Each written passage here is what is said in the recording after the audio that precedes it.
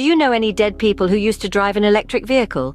Believe it or not, there are actually thousands of EV drivers who aren't alive anymore. Imagine that.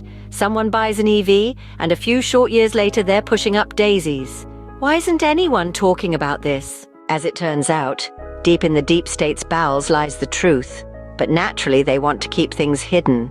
They don't want you to realize that their darling EVs are on the path to exterminating millions. Take the example of Hodge Grigler, driver of a 2017 Tesla.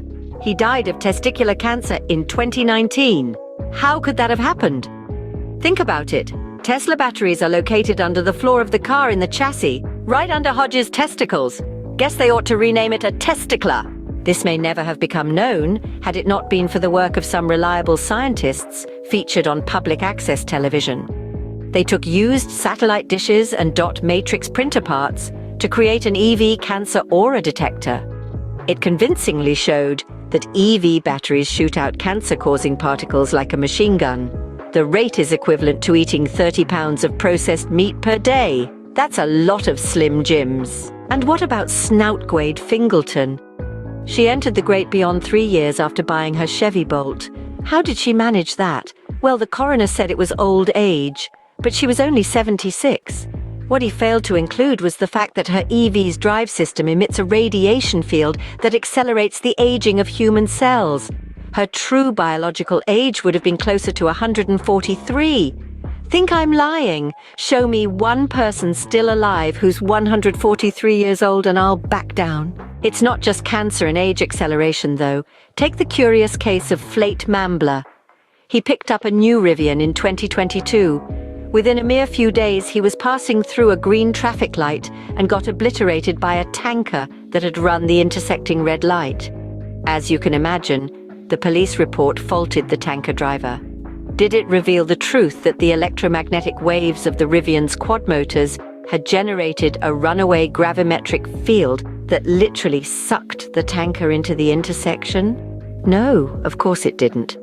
But we were able to interview the tanker driver after he'd sobered up, and when we shared this explanation, he agreed that it was probably the correct one.